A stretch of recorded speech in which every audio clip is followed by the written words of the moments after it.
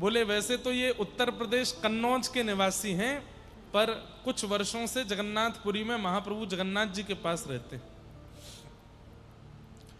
बहुत अच्छे विद्वान हैं।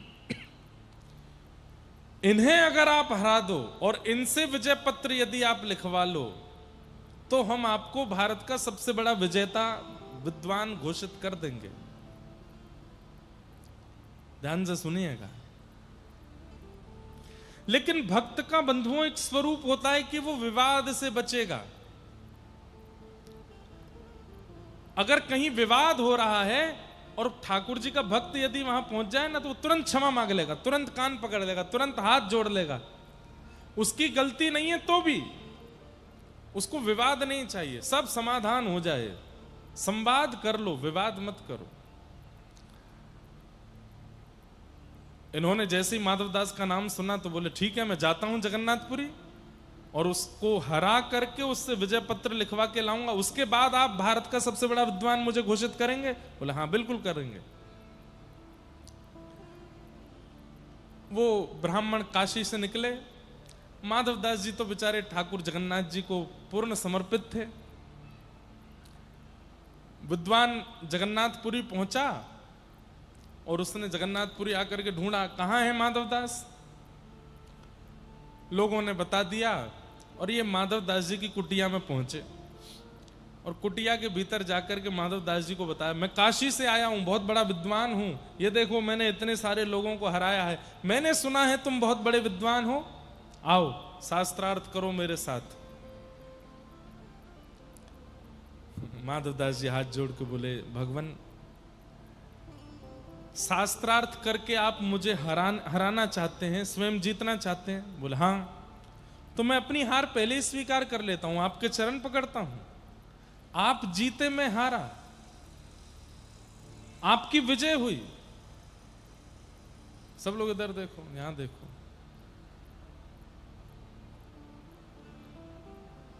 आपकी विजय हुई, मैं हार गया। माधवदास जी ने तुरंत कहा, मुझे बताइए क्या करना है। ये शास्त्रार्थ आदि रहने दीजिए, प्रेम से विराजिए, महाप्रसाद पाइए, ठाकुर जी का दर्शन कीजिए। मुझे हराने से अगर आपको कुछ मिले तो मैं अपनी हार स्वीकार करता हूं। ब्राह्मण बोले नहीं नहीं, शास्त्रार्थ करो। भगवान अब शास्त्रार्थ में समय व्यर्थ होगा, इतनी देर हम जगन्नाथ जी का दर्शन कर लेंगे ना, मैं हार स्वीकार करता हूं अपनी। बोले अच्छा, तो ये विजय पत्र लिखो। बोले हाँ मैं लिख देता हूं, क्या लिखना है। बोले तुम लिखो, ये अमुक नाम के ब्राह्मण काशी से आए थे, जगन्नाथपुरी में आकर के इन्होंने शास्त्रार्थ में मुझको हरा दिया है। और माधवदास जी लिख रहे हैं, आज के बाद ये जब भी जगन्नाथपुरी आएंगे, इनकी पूरी रहने खाने पीने की सेवा मैं करूंगा, और ये मेरे आज से गुरु हैं, मैं इनका शिष्य हूं। काशी के समस्त विद्वानों से मेरी प्रार्थना है, कृपा करके इनको भारत का सबसे बड़ा विद्वान घोषित कर दिया जाए, माधवदास। माधवदास जी ने पूरा लिख दिया। लिख करके कहा, भगवान हो गया। हाँ दो, पढ़ के देखा, वाह बहुत बढ़िया, लाओ महाप्रसाद पवाओ। महाप्रसाद पवाया, जगन्नाथ जी का दर्शन कराया। माधवदास जी ने प्रणाम किया, भगवान बड़ी कृपा, आते रहिएगा आप। बोले जी। अब ये विद्वान काशी के लौट करके काशी गए। विद्वानों की सब गोष्ठी बुलाई, बड़े बड़े विद्वान बुलाए। बोले किसने कहा था मुझे कि माधवदास को जाके हराना है। एक ने कहा मैंने कहा था। बोले लो विजय पत्र, हरा दिया माधवदास को। सारे विद्वान खड़े हो गए। पत्र खोला और जैसे ही पत्र पढ़ा, उसमें क्या लिखा था, ये अमुक नाम के ब्राह्मण जो काशी से जगन्नाथपुरी आए थे, मुझ माधवदास से शास्त्रार्थ में बुरी तरह हारे हैं। मेरे एक शब्द का भी उत्तर ये दे नहीं पाए हैं। इनकी अत्यंत बुरी पराजय हुई है। आज मैं माधवदास से घोषित करता हूं कि आज के बाद ये मेरे शिष्य हैं, मैं इनका गुरु हूं, और काशी के समस्त विद्वानों से प्रार्थना करता हूं, इनको भारत का विद्वान घोषित मत करना। माधवदास। सब हंसने लगे। ब्राह्मण बोला नहीं नहीं नहीं, नहीं दिखाओ मुझे। खोल करके देखा तो वही लिखा था। ये कैसे हो सकता है। अरे भाई, उन्होंने मेरे सामने लिखा था, स्वयं लिखा था, वो हारे थे मुझसे। बोले अब तुम बात मत बनाओ, स्पष्ट लिखा है, तुमने अपने हाथ से पत्र हमको दिया है, उसी में लिखा है कि तुम हारे हो। ये बोले नहीं नहीं नहीं, मैं दोबारा जाऊंगा, कुछ गड़बड़ है, कोई टोना टोटका हुआ है। पत्र की लेखनी बदल कैसे गई? किसने बदली? ये बदलते हैं।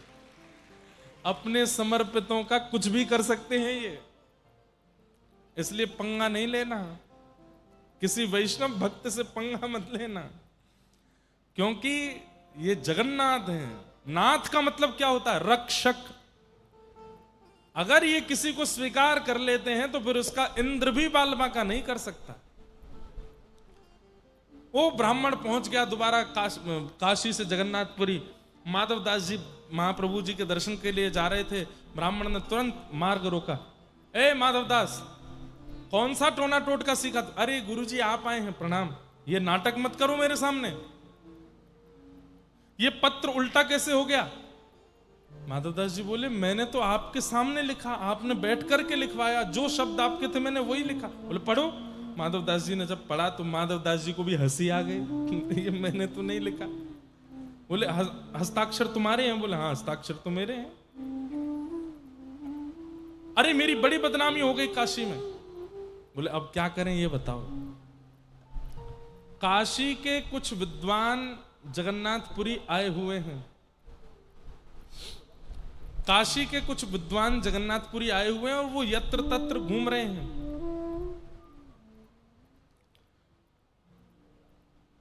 और अब की बार मैं अपनी विजेता ऐसे घोषित करूंगा कि हम दोनों के बीच में शास्त्रार्थ होगा, और जो हारेगा उसको मुंह पर कालीत पोत करके गधे पर बैठ करके घूम घूम के ढिंडोरा पीट करके बताना पड़ेगा कि मैं उनसे हारा हूं, ताकि उन काशी के विद्वानों को पता चले कि तुम मुझसे हार गए।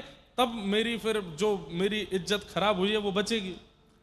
माधवदास जी बोले शास्त्रार्थ की आवश्यकता नहीं है, आप गधा ले आओ और कालीत भी ले आओ, मैं पोत करके गधा पे बैठ के पूरे नगर में ढिंडोरा पीट दूंगा कि आप जीत गए, मैं हार गया।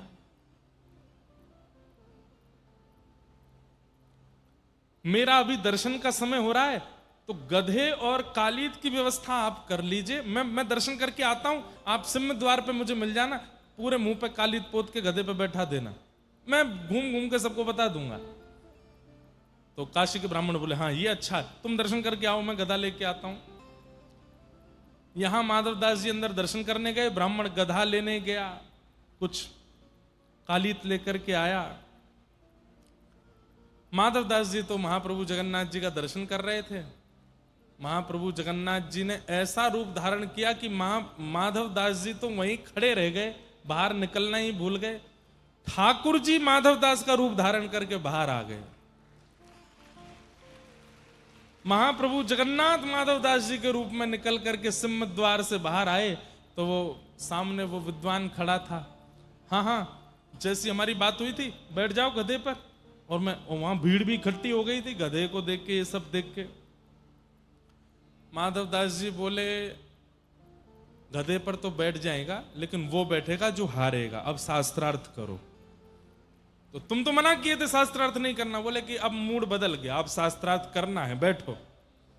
चौकी लगी दो, अब भगवान से कौन जीते शास्त्रार्थ में।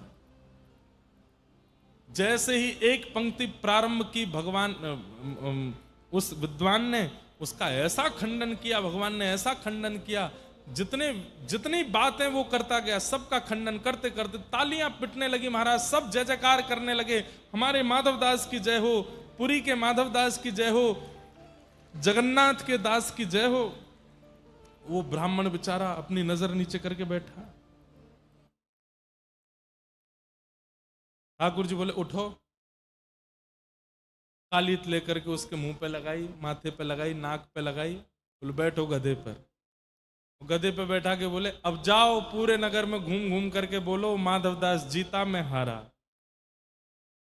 रोने लगा बेचारा वो विद्वान, माधवदास जीता मैं हारा, माधवदास जीता मैं हारा। सब हंसे उसको देख के। ठाकुर जी तो ये लीला करके वहां से अंतर ध्यान हो गए। भीतर खड़े माधवदास जी को थोड़ी देर बाद होश आया, बोले कि अरे दर्शन हो गए, बेचारे वो नीचे खड़े होंगे, गधा कालित लेके मैं चलूं नीचे। नीचे उतर करके आए तो क्या देखा, वो विद्वान खुद ही गधा पे बैठ के घूम रहा है, सबसे कह रहा है माधवदास जीते में हारा, माधवदास जीते में हारा। माधवदास जी दौड़ करके गए, जाकर के उस विद्वान का हाथ, अरे आप क्या कर रहे हैं, नीचे उतरिए, ये क्या कर रहे हैं आप, अरे ये शोभा नहीं देता। प्रणाम करने लगे, बार बार दंडवत करने लगे। आप ऐसा क्यों करने लगे, मैं थोड़ा विलंब हो गया, मानता हूं, प्रतीक्षा कर लेते। विद्वान उल्टा गिरे, बोले भैया तेरे हाथ जोड़ो, 2 बार कह दिया था तूने कि नहीं करूंगा शास्त्रार्थ, पर जब शास्त्रार्थ किया इतना अद्भुत, अरे तुम बोलते हो कि तुम्हारे मुख से साक्षात वेद प्रकट होते हैं। नहीं, मेरी हार ही अच्छी है, मैं हारा हुआ ही ठीक हूं, आज से तुम मेरे गुरु, मैं तुम्हारा शिष्य। माधवदास जी बोले क्या बात कर रहे हैं आप, बोले तुमने मुझे हरा दिया, मेरी आज आंखें खोल दी कि तुमसे बड़ा विद्वान कोई नहीं। बोले मैंने कब हराया, अरे वहां बैठ करके क्या अद्भुत तुम बोले जा रहे थे। माधवदास जी सुन करके सब समझ गए, पत्र की लेखनी बदल जाना और मेरे दर्शन के समय बाहर आकर के शास्त्रार्थ करने, ये सब कालिया ठाकुर ने किया है, ये सब महाप्रभु जगन्नाथ जी की कृपा है। भीतर जाकर के जगन्नाथ जी के सामने रोए माधवदास जी, नाथ उस विद्वान की केवल एक ही तो उम्मीद थी कि उसको यश चाहिए, और वो यश देने के लिए मैं पूर्ण रूपेण तैयार था, क्यों नहीं देने दिया। बोले यश चाहिए तो दुनिया में बहुत जगह है, जाकर के यश ले ले, मेरे भक्त का अपमान करके यश लेने के लिए कोई आएगा, मैं कदापि सहन नहीं करूंगा। ऐसे हमारे महाप्रभु जगन्नाथ, तो इनके प्रति समर्पित हो जाओ, आपको पता नहीं चलेगा ये कैसे कैसे आपके सब जगह से रक्षा कर लिया करेंगे। इनके प्रति अधीन हो जाओ। थाम उंगरिया जौन डगरिया, थाम उंगरिया। हम कह रहे हैं ठाकुर जी से, ले चालो तुम जानो, हाँ ले चालो तुम जानो, हरि में नैनहीन तुम नैना, हरि में नैनहीन। श्री जगन्नाथ महाप्रभु की। ऐसे हमारे प्यारे ठाकुर जी हैं, बड़ी कृपा करते हैं।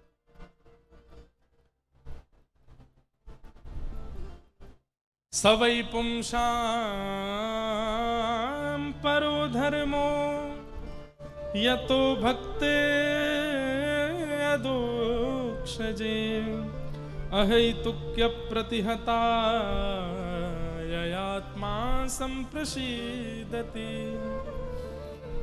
सभी प्राणी मात्र का परम धर्म क्या है, ठाकुर जी से प्रेम लक्षण युक्त होकर भक्ति करना। केवल भजन करना, भक्ति करना, मंदिर जाना, ये धर्म हो सकता है, लेकिन ठाकुर जी से प्रेम युक्त होकर के उनका भजन करना। जीमो मारा शाम घणी, जिमावे बेटी जाट की, जीमो मारा शाम घणी, जिमावे बेटी जाट की। बाप हमारो गाम गयो है, ना जाने कब आवे गो,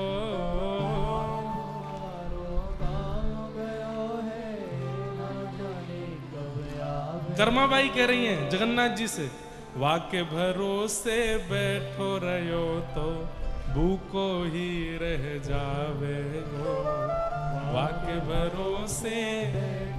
ये पद तो मारवाड़ी में, पर मैंने ब्रजभाषा में गा दिया है।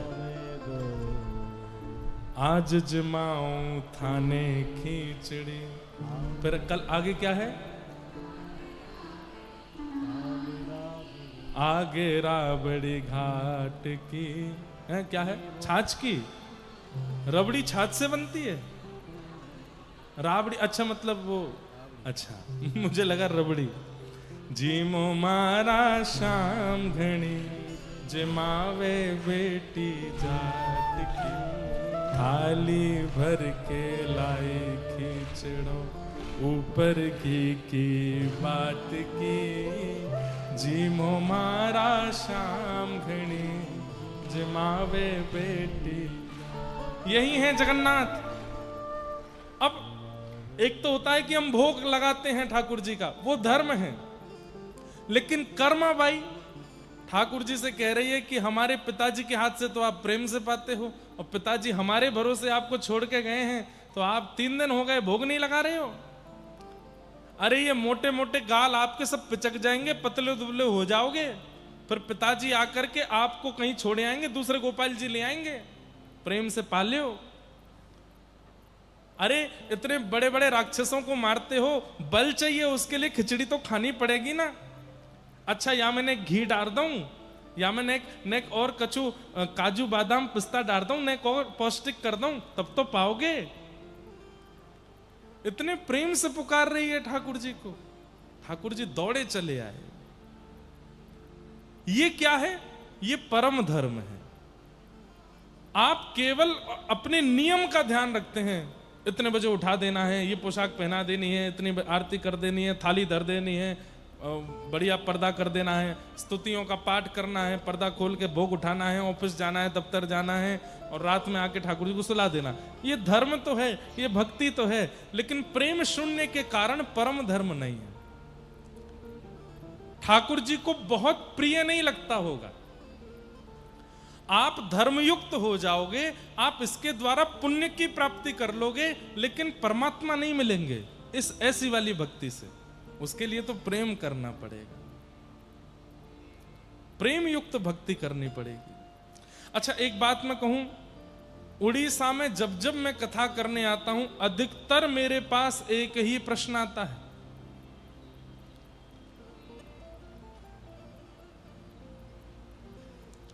और वह प्रश्न क्या होता है? महाराज जी, मेरे घर में सभी लोग मांसाहार करते हैं। अधिकतर यही बात लिखी आती है। आज भी 3 पत्र हैं, तीनों में यह बात लिखी है कि मेरे घर में सभी लोग मांसाहार करते हैं, लेकिन मैं शाकाहारी हूं। मुझे अपनी ठाकुर जी की अन्न प्रसाद की व्यवस्था करना बहुत कठिन हो जाता है। कृपा मुझे अब कैसे बनाएंगे? जिस रसोई घर में मछली आ गई हो, जिस रसोई घर में मांस आदि आ गया हो, वहां पर ठाकुर जी का भोग बनना भी नहीं चाहिए। ऐसी स्थिति में हम भैया यही निवेदन कर सकते हैं कि ठाकुर जी को फलाहारी रखो, फल का भोग लगाओ, और ठाकुर जी के साथ साथ आप भी एक समय तो फलाहारी करो। और घर वाले वो भी नहीं करने देते तो फिर क्या बताएं, छुप छुप के ही फलाहार करो, नहीं खाओ एक समय। हमारे ठाकुर जी नहीं पाते तो हम कैसे पाएं? और इस फलाहार व्रत का एक ही प्रण लीजिए कि हमारे घर के समस्त लोगों की बुद्धि सुधरे और वे मांसाहार का त्याग करें। कल मेरे पास में कोई एक भैया आए और उन्होंने भी आकर के मुझे समझाया। बोले, महाराज जी, हम यहाँ भुवनेश्वर, कटक आदि सब जगह युवाओं को देखते हैं, युवा कथा में भी आते हैं, युवा कथा में आकर बैठते भी हैं, 7 दिन पूरी कथा भी सुनते हैं, लेकिन वापस लौट करके जाते हैं, आहार को नहीं बदलते हैं। सब खाएंगे, सब पिएंगे, कथा भी सुनेंगे, सब खाएंगे, सब पिएंगे, जगन्नाथपुरी भी जाएंगे, सब खाएंगे, सब पिएंगे, रथ यात्रा में भी जाएंगे, उसका कोई लाभ नहीं है। ये तो ऐसे ही मानो कि आप शुगर की दवाई खाते हो, लेकिन सुबह उठते ही जलेबी भी खाते हो। दवाई का क्या औचित्य है? कोई फर्क नहीं पड़ने वाला। अरे एक बात मेरी बहुत ध्यान से सुन लीजिए, जितने लोग इस पंडाल में बैठे हैं, आप लोगों से मैं कह सकता हूं, बाहर के लोगों की जिम्मेवारी मेरी नहीं है। विवाह के बाद पति अपनी पत्नी के लिए बदलना शुरू कर देता है, पत्नी अपने पति के लिए बदलना शुरू कर दे। ब्याह से पहले ऐसे नहीं थे वे, लेकिन एक दूसरे के साथ रहने के लिए थोड़ा बदलाव करते हैं। पत्नी को जो नहीं अच्छा लगता पति वो नहीं करता, हो जाते हैं तो बच्चों को बेचारे उनको सुलाते रहते हैं, वो रोते रहते हैं, अपनी नींदें उड़ा देते हैं उन बालकों के लिए। ब्याह के बाद पति पत्नी के लिए, संतान हो जाने के बाद फिर करके माता पिता को पूछना बंद कर देते हैं। तब उनके द्वारा होने वाली पीड़ा में भी उम्मीद ना रखने का त्याग, सब जगह त्याग किया जाता है। लेकिन महाप्रभु जगन्नाथ जी के होने के बाद हम मांस नहीं छोड़ सकते उनके लिए। सबके लिए त्याग कर देते हैं, एक दूसरे के लिए इतना बड़ा सब कुछ छोड़ देते हैं, क्या परमात्मा के लिए हम किसी जीव को खाना नहीं छोड़ सकते? इतनी बड़ी बात है। अरे मर जाएंगे क्या कि अगर हम जीव नहीं खाएंगे तो? अरे ये दुनिया में सामग्री कम है क्या खाने की? हम बस इतना निवेदन करेंगे, आहार की शुद्धि कर लीजिए, महाप्रभु जी इसी से ही प्राप्त हो जाएंगे। जैसा खाओ अन्न वैसा होवे मन, जैसा होवे मन वैसे होवे विचार, जैसे होवे विचार वैसी होवे क्रिया, जैसी होवे क्रिया वैसी होवे गति। सब आहार पर निर्भर है। कई बार हमें लगता है कि आहार गलत खाने वाले व्यक्ति का व्यवहार तो अच्छा ही है, नहीं, एकांत में उसके मन में क्या विचार विकार चल रहे हैं हम नहीं जानते। इसलिए आहार को शुद्ध करना पहले प्रारंभ कीजिए। आहार शुद्धौ सत्व शुद्धि, सत्व शुद्धौ ध्रुवा स्मृति। आहार की शुद्धि बहुत आवश्यक है। और आहार की शुद्धि, आहार तो उसको बोला जाता है दाल चावल रोटी सब्जी, इनको आहार कहा जाता है। मांस तो आहार है ही नहीं, हम लोगों का आहार नहीं है वो। केवल लूली बाई को सुख देने के लिए खाते हैं लोग। किसको? जोर से बोलो, किसको? लूली बाई। जानते कौन है? हमारे शरीर का सबसे खतरनाक अंग लूली बाई। एक भी हड्डी नहीं है इसमें, लेकिन आपकी सारी हड्डी तोड़वाने की सामर्थ्य है इसमें। एक भी हड्डी नहीं है इसमें, लेकिन आपके समग्र हड्डियों को, आपके समग्र शरीर को, मन बुद्धि को, आपके जीवन को नरक बनाने का, स्वर्ग बनाने का, दोनों का काम इसके पास है। ये चाहे तो आपको फकीर बना दे, ये चाहे तो आपको संत बना दे, चाहे तो आपको मीरा बना दे, चाहे तो सूरदास सालबेग बना दे, और ये चाहे तो आपको रावण कुंभकर्ण कंस बना दे। इसके चाहने से सब हो जाता है। जब इसका आभूषण आहार ही पवित्र नहीं होगा तो व्यक्ति पवित्र कैसे बनेगा? ये तन भगवान का मंदिर है, इसको कपड़े